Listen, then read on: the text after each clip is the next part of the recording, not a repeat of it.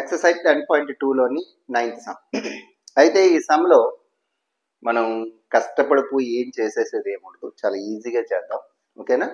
అయితే మన ఛానల్లో వచ్చేటప్పటికి ఇప్పటి వరకు మనం 4 చాప్టర్స్ని కంప్లీట్ చేయడం జరిగింది. Trigonometry, applications of trigonometry, next వచ్చేటప్పటికి triangles, main unit triangles complete చేయడం జరిగింది. స్టాటిస్టిక్ ఒకటి యూనిట్స్ కంప్లీట్ చేయడం జరిగింది. ఓకే, వీలైతే ఒకసారి అక్కడికి వెళ్ళి ప్లేలిస్ట్కి వెళ్ళి చెక్ చేసుకొని ప్రతి వీడియోని జాగ్రత్తగా చూడండి, మంచి మార్క్స్ తెచ్చుకోండి. ఇప్పుడు చూస్తే in given figure X Y and X dash Y are two parallel tangents. X Y and X dash Y అనే టూ ప్యారలల్ టాంజెంట్స్ అంట. జాగ్రత్తగా. Next to a circle, next వచ్చి with the centre O, circle కి centre O, another tangent AB, AB అనేది ఇంకొక tangent. అయితే with the point of contact C, intersect. Okay, intersecting circle ని C దగ్గర meet అవుతుందంట. ఏబి వచ్చి AB tangent at a.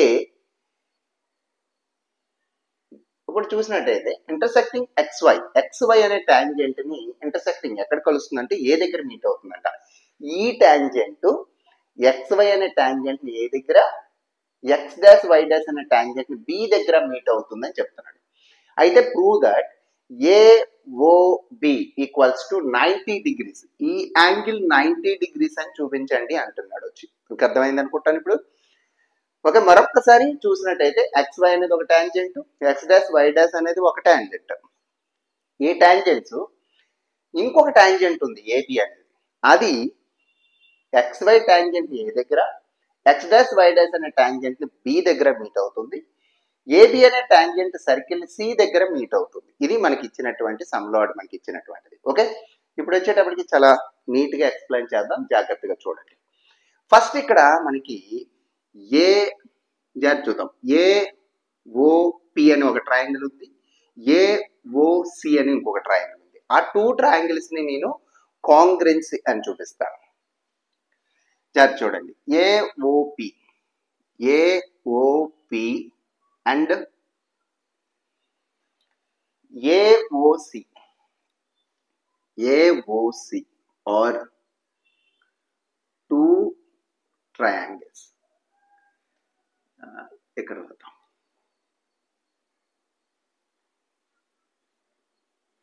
Two triangles. ఈ two triangles ని కంపేర్ చేద్దాం. జాగ్రత్త చూడండి, వినేసేయండి, చక్కగా అర్థమవుతుంది. ట్రయాంగిల్ ఏఓసి, జాగ్రత్త. ఇక్కడ మీరు చూసినట్టయితే ఇందులో ఓపి ఎంత ఉంటుందో ఈ ట్రయాంగిల్లో, ఏఓపి అనే ట్రయాంగిల్లో ఓపి ఎంత ఉంటుందో ఇందులో ఓసి కూడా అంతే ఉంటుంది. ఎందుకని? అది రేడియస్. ఓకే, ఇది రేడియసే, ఇది సర్కిల్ యొక్క రేడియసే. కాబట్టి మనం ఏఓపి అనే ట్రయాంగిల్లో ఈ సైడ్, నెక్స్ట్ ఏఓసి అనే ట్రయాంగిల్ ఈ సైడ్ కి ఈక్వల్ అని చెప్తాం వచ్చి. Okay, OP equals to OC. ఇక్కడ ఏంటంటే radii of a same circle,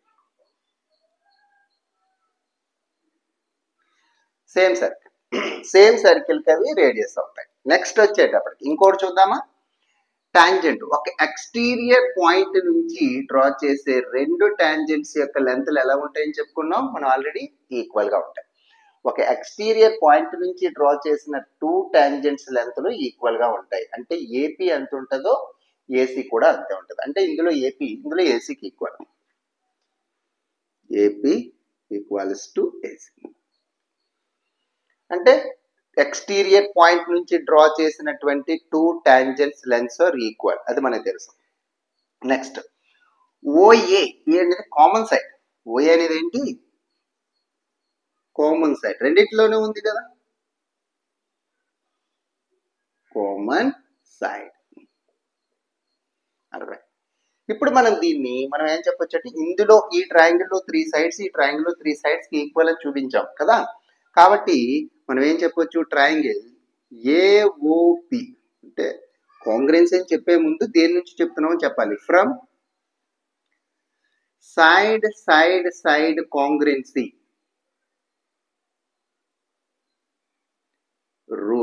నుంచి మన టూ ట్రయాంగిల్స్ కాంగ్రెన్స్. ఏఓపి అనేది ఈజ్ కాంగ్రెన్స్ టు ట్రయాంగిల్ ఏఓసి. అసలు ఇది ఎందుకు ప్రూవ్ చేశారు సార్? ఇది మెయిన్ క్వశ్చన్. ఇది ఎందుకు ప్రూవ్ చేశారు అసలు మీరు అంటే, ఎప్పుడైతే ఇది మనం ప్రూవ్ చేస్తామో, రెండు టూ ట్రయాంగిల్స్ మనం కాంగ్రెంట్ అని ప్రూవ్ చేస్తామో, కరెస్పాండింగ్ యాంగిల్స్ ఈక్వల్ గా ఉంటాయి, కరెస్పాండింగ్ సైడ్స్ కూడా ఈక్వల్ గా ఉంటాయి. కాబట్టి నేను ఏం చెప్తున్నానంటే, ఎప్పుడైతే ఈ రెండు కాంగ్రెన్స్ అయ్యాయో అప్పుడు కరెస్పాండింగ్ యాంగిల్స్ ఈక్వల్ అవుతాయి. కాబట్టి కరెస్పాండింగ్ అంటే ఏంటి సార్? ఇప్పుడు suppose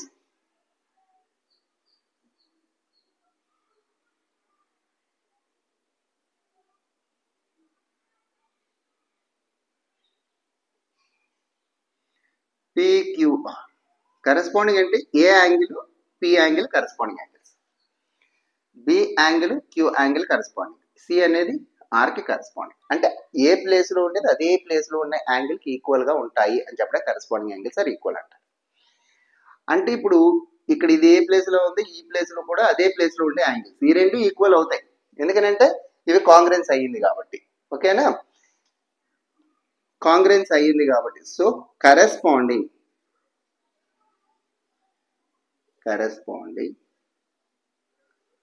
angles are equal.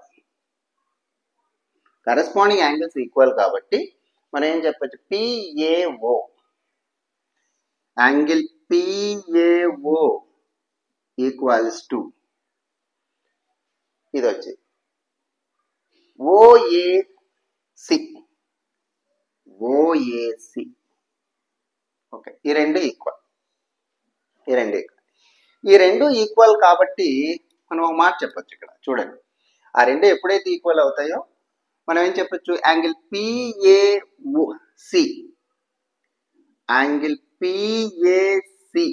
Equals to మనం ఏం చెప్పొచ్చు, PAC అనే యాంగిల్ మనం ఏం చెప్పొచ్చు, PAO angle PAO plus angle OAC. మరొకసారి జాగ్రత్త వినండి, PAC అంటే ఏంటి? మొత్తం యాంగిల్, అంతే కదా, ఈ మొత్తం యాంగిల్. అందులో నేను ఏం చెప్తున్నాను, ఆ యాంగిల్ దేనికి ఈక్వల్? PAO ఈ ముక్క ప్లస్ OAC ఈ ముక్క. ఈ రెండు ముక్కలు కలిపితే మనకి ఈ యాంగిల్కి ఈక్వల్ అని చెప్తున్నాను. Yes, clear. నెక్స్ట్ ఇప్పుడు వచ్చేంటంటే దీన్ని నేను PAC equals to OAC plus OAC. ఇదేంటి సార్, PAO ప్లస్ లో OAC రాశారంటే రెండు యాంగిల్స్ ఈక్వల్ అని మీకు ఆల్రెడీ చెప్పాను నేను వచ్చి. కాబట్టి PAO ప్లేస్ లోని నేను ఏం చేశానంటే OAC రాశాను. అప్పుడు ఇది 2 OAC రెండు ఉన్నాయి కదా, PAC angle PAC equals to రాశాను. ఈ ఈక్వేషన్ 1 అనుకుంటుంది. అదే విధంగా సేమ్ టు సేమ్ యువతల ఈ టూ ట్రయాంగిల్ కి ఎలాగ అప్లై చేసామో దీనికి కూడా సేమ్ అలాగే అప్లై చేసేస్తే ఇంకా డైరెక్ట్ గా రాసేసుకోవచ్చు వచ్చి. సిమిలర్లీ అదే విధంగా మనం ఏం చెప్పొచ్చు అంటే, సిమిలర్లీ అంటే అదే విధంగా చూసినట్టయితే ఇక్కడ కూడా సేమ్ చెప్పొచ్చు వచ్చి. ఎలా చెప్పొచ్చు? ఇక్కడ ఏం చెప్పాను, PAC అని చెప్పాను. ఇక్కడ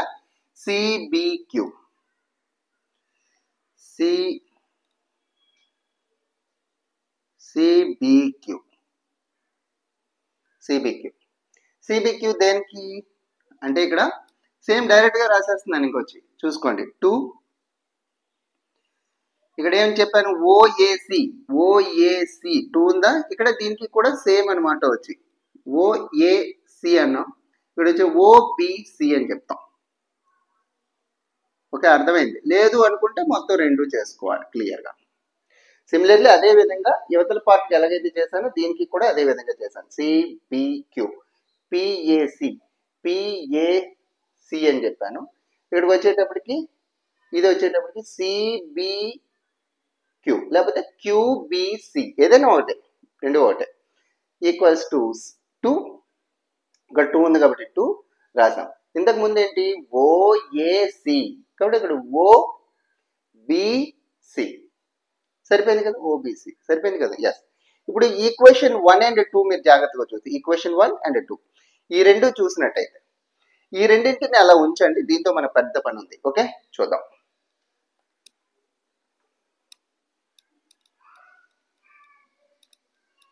ఓకే, ఇప్పుడు చూద్దాం.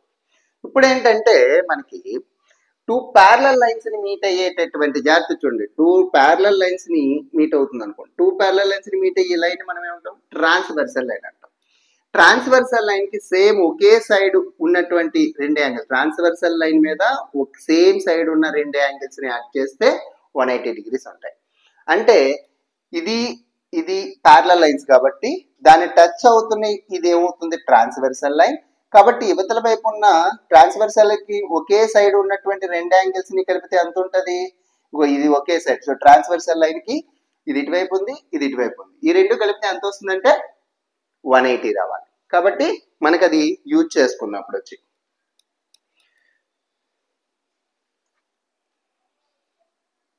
సమ్ ఆఫ్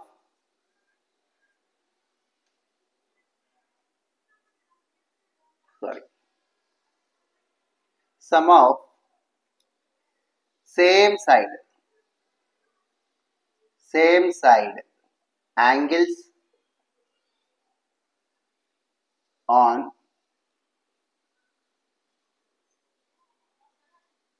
ట్రాన్స్వర్సల్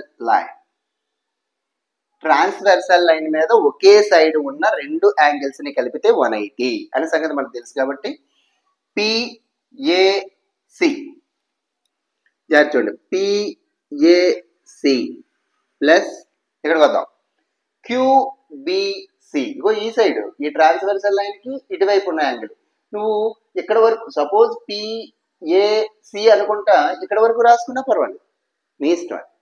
లేదా ఇక్కడ వరకు యాంగిల్ రాసుకున్నా పర్వాలేదు. ఓకేనా, అందుకని ఇక్కడ వరకు రాస్తున్నాను క్యూబిసి లేదా క్యూబిఏ, మీ ఇష్టం. క్యూబిఏ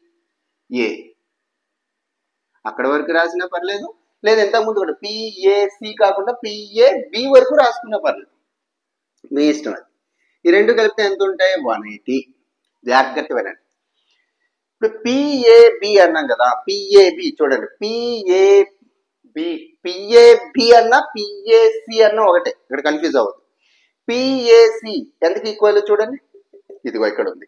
పిఏసి దేనికి ఈక్వల్, 2 యాంగిల్ ఓఏసికి ఈక్వల్ ప్లస్ ఇక్కడికి వద్దాం, ఇది చూడండి క్యూబిఏ